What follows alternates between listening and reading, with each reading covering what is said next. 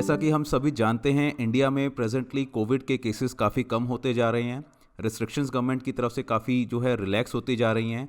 तो जो लोग जुडिशल सर्विसेज के लिए एस्पायर कर रहे थे, पढ़ रहे थे काफ़ी टाइम से, अब उनको एक होप है कि बहुत जल्द जो स्टेट्स हैं वो जल्दी ही अपने जुडिशल सर्विसेज एग्ज़ाम को कंडक्ट करेंगी।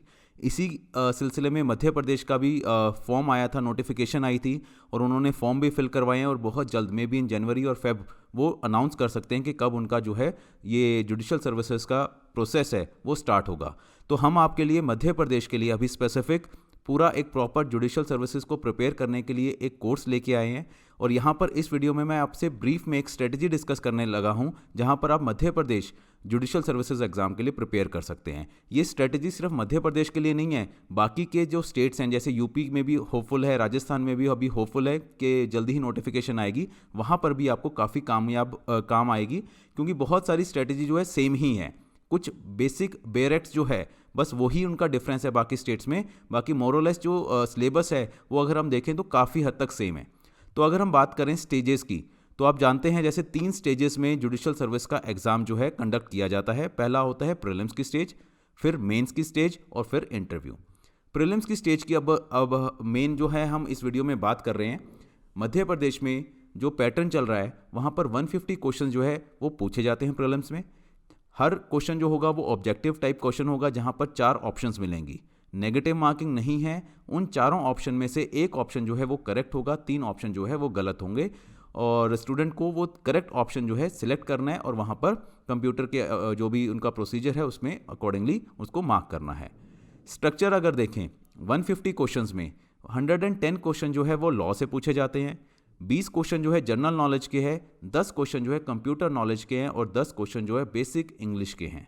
तो अगर हम 150 में देखें तो 110 लॉ के आगे, जो अगर किसी का लॉ बहुत स्ट्रांग है तो वो 110 पे काफ़ी अच्छा स्कोर कर सकता है। बाकी जो आप जनरल नॉलेज की बात करते हैं वो भी ऐसी जनरल नॉलेज होती है जो बेसिक बिल्कुल होती है, कोई बहुत ज़्यादा डिटेल्स में नहीं आपको जाना, जो बेसिक आप डे टू डे अपनी लाइफ में देखते हो, न्यूज़पेपर पढ़ रहे हो, न्यूज़ सुन रहे हो, वहीं से आपको काफ़ी अच्छी जनरल नॉलेज आपकी बिल्ड हो सकती है।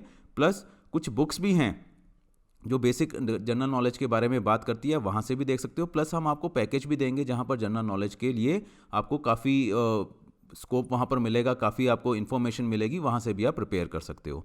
कंप्यूटर नॉलेज जो है अगेन बिल्कुल बेसिक कंप्यूटर नॉलेज पूछते हैं और बहुत सारे स्टूडेंट्स जो अगर थोड़ा सा भी पढ़ लेते हैं कंप्यूटर के बारे में तो 10 के 10 क्वेश्चन उनके हमेशा करेक्ट हुए हैं। इंग्लिश के बारे में भी अगर हम बात करें, आपकी अगर बेसिक इंग्लिश करेक्ट है, ग्रामर वगैरह आपको थोड़ा सा भी समझ सही आ रहा है तो आप इन 10 क्वेश्चंस को भी बहुत इजीली हैंडल कर सकते हो। तो अगर लॉ की बात करें 110 क्वेश्चन जो आते हैं मध्य प्रदेश में, कॉन्स्टिट्यूशन के जनरली 10 क्वेश्चन है, सीपीसी के 15 क्वेश्चन, टीपीए जो ट्रांसफर ऑफ प्रॉपर्टी एक्ट है ऑलमोस्ट 7-8 क्वेश्चन है, कॉन्ट्रैक्ट एक्ट 8 क्वेश्चन, एसआरए पे 6 क्वेश्चन, लिमिटेशन पे 4। ये टेंटेटिव है, ये हर साल इतने ही आएंगे ऐसा नहीं है, बट जनरली इतने क्वेश्चन पूछे जाते हैं।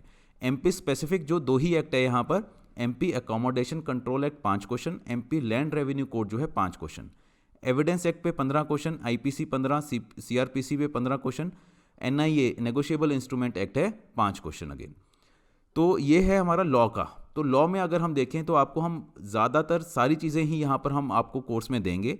अगर आप हमारा कोर्स बहुत अच्छे से अटेंड कर रहे हो, सारे वीडियोस अच्छे से सुन रहे हो और वीडियो के अकॉर्डिंग काम कर रहे हो, बेरेक्ट पढ़ रहे हो, तो आपका 100% मैं बोल सकता हूँ 110 क्वेश्चन में से 100 प्लस आपके ठीक हो सकते हैं यहाँ पर क्वेश्चन, राइट। जनरल नॉलेज जो है 20 क्वेश्चन है, जैसे मैंने बताया बिल्कुल बेसिक है जनरल नॉलेज। एमपी स्पेसिफिक भी आ सकती है मध्य प्रदेश से रिलेटेड, उसकी ज्योग्राफी, उसकी इकोनॉमी, उसके जो करंट अफेयर से रिलेटेड, या फिर ओवरऑल भी हिस्ट्री, पॉलिटी, इकोनॉमी के ऊपर पूरे इंडिया की या इंटरनेशनल कुछ भी पूछा जा सकता है। करंट अफेयर्स भी इसका पार्ट हो सकते हैं। तो जैसे कुछ क्वेश्चंस अगर मैंने कुछ यहाँ पर सिलेक्ट किए हैं, जैसे ये पास्ट पेपर से क्वेश्चंस लिए हुए हैं। विच movement was launched along with खिलाफत मूवमेंट, तो खिलाफत मूवमेंट जब हुई थी उसके साथ कौन सी मूवमेंट हुई थी, तो अगर आपने हिस्ट्री पढ़ी हो तो non cooperation movement was the correct answer. यहाँ पर स्वदेशी मूवमेंट नहीं थी, होम रूल मूवमेंट नहीं थी, सिविल डिसोबीडियंस नहीं थी, नॉन कोऑपरेशन थी। तो हिस्ट्री के ऊपर ये क्वेश्चन बेसिक आ गया।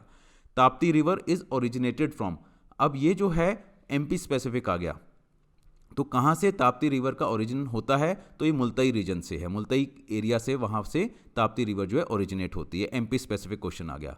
Which of the dynasty is related to Madhya Pradesh, कौन सी मध्य प्रदेश से रिलेटेड डायनेस्टी है out of the 4 given options, एक ही ऑप्शन करेक्ट है, कालचुरी। तो ये चीज़ें आपको जो है बेसिक जीके आपको पढ़नी है, बहुत ज़्यादा मुश्किल नहीं है। अगर आप रेगुलर हमारे वीडियोस अटेंड कर रहे हो तो आपको सारे इन्फॉर्मेशन बहुत अच्छे से मिल सकती हैं। प्लस बेसिक बुक्स जो एमपी से रिलेटेड है वहाँ से भी आप इसको नॉलेज गेन कर सकते हो।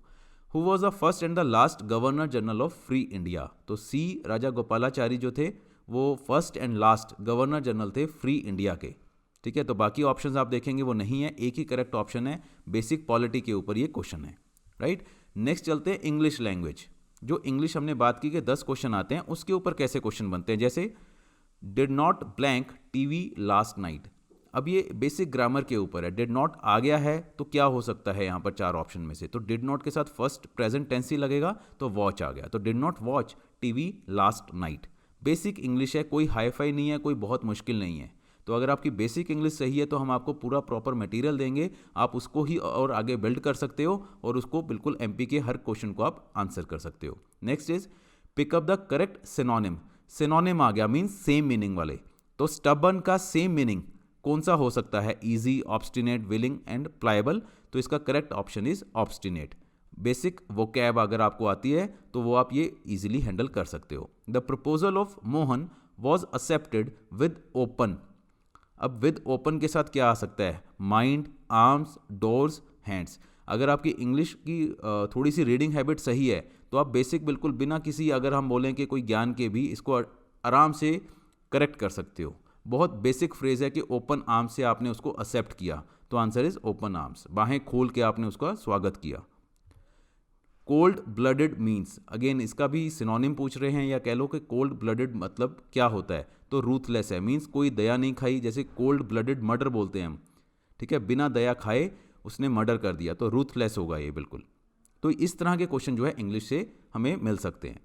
Next is computer knowledge. Computer knowledge मैं बार बार बोल रहा हूँ, अगर आप बेसिक सा कंप्यूटर भी पढ़ जाओ, बहुत बार बच्चे क्या करते हैं, इसको इग्नोर कर देते हैं कि ये अगर उनका बैकग्राउंड नहीं है तो कहते हैं ये तो समझ नहीं आएगा, और अगर बैकग्राउंड वाले है वो कहते हैं हमें तो पहले ही आता है, तो बहुत बार बेसिक क्वेश्चन भी गलत हो जाते हैं।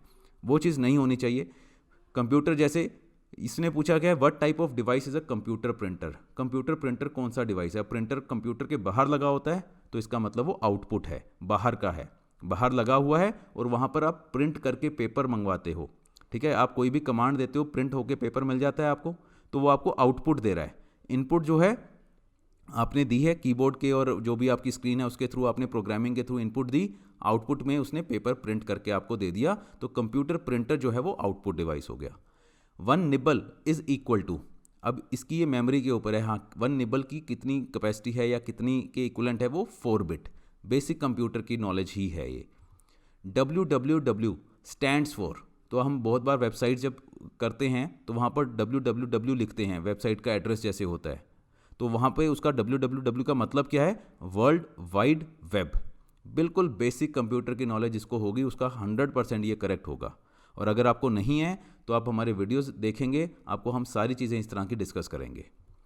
IC chips used in computers are made of, तो जो आईसी चिप्स लगे होते हैं कंप्यूटर में वो किससे बने होते हैं, तो कौन से मेटल से या कौन से मटेरियल से बने हुए हैं, तो ये यहाँ पर है silicon, first option. Correcting errors in a program of computer is called, अगर कंप्यूटर में कोई प्रोग्राम में कोई एरर आ जाता है, उसको करेक्ट कर रहे हैं, तो वो क्या कहलाता है? इंटरप्रेटिंग, ट्रांसलेटिंग, डीबगिंग, कंपाइलिंग, तो वो डीबगिंग होती है कि बग्स आ जाते हैं उसको ख़त्म करना, तो वो डीबगिंग कहलाएगा। तो इस तरह के क्वेश्चन जो है कंप्यूटर में आपसे पूछे जा सकते हैं। तो एक तरह से हमने अभी डिस्कस किया कि कैसे लॉ के क्वेश्चन किस तरह के किस एरिया से पूछे जा सकते हैं, इंग्लिश के ऊपर, जीके के ऊपर, कंप्यूटर्स के ऊपर। तो 150 क्वेश्चन आप इस तरह से कैटेगराइज करके एक एक पार्ट को स्ट्रेटेजी से अगर हम प्रिपेयर करें तो बहुत अच्छा स्कोर हम यहाँ पर कर सकते हैं। व्हाट वी आर ऑफरिंग, हम यहाँ पर क्या ऑफर कर रहे हैं आपको? हम आपको एक पूरे का पूरा मॉड्यूल रिकॉर्ड करके वीडियोस की फॉर्म में हम आपको देंगे। वो प्री रिकॉर्डेड वीडियोस जो है आप जितनी बार मर्जी अटेंड कर सकते हो। उसमें अगर आपको डाउट आता है तो आप फीडबैक मैकेनिज्म के थ्रू हमसे पूछ सकते हो, हम उसके ऊपर आपको हेल्प करेंगे। ठीक है, आपको जो प्रिपरेशन रहेगी वो हर स्टेज के लिए रहेगी, स्टार्टिंग फ्रॉम प्रीलिम्स, फिर आपका मेंस और फिर आपका इंटरव्यू। मेंस के लिए मेन चीज़ जो रहती है वो रहती है आंसर राइटिंग की। आंसर जो है बहुत बार आप कई आप में से भी ऐसे होंगे जिनका प्रीलिम्स क्लियर है, मेंस नहीं हो रहा, एक बार, दो बार, तीन बार नहीं होता है, कभी किसी स्टेट का रह जाता है, कभी किसी। तो उसमें ये नहीं होता कि आंसर आपको करेक्ट लिखना है।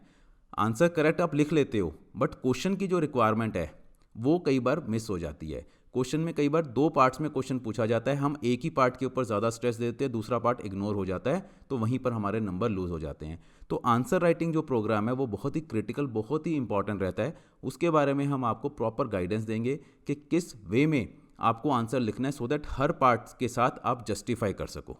ठीक है, तो इसीलिए ये होता है आंसर राइटिंग में कि आंसर करेक्ट तो होना ही चाहिए, प्लस वो जो क्वेश्चन की रिक्वायरमेंट है उसको भी फुलफिल करता होना चाहिए, अदरवाइज नंबर नहीं मिलते। और नंबर नहीं मिलेंगे तो क्योंकि मेंस के जो है नंबर होते हैं, जो मार्क्स होते हैं, वही आपकी मेरिट लिस्ट भी बनाते हैं इंटरव्यू के साथ, तो मेंस के मार्क्स बहुत ज़्यादा इसलिए इंपॉर्टेंट हो जाते हैं।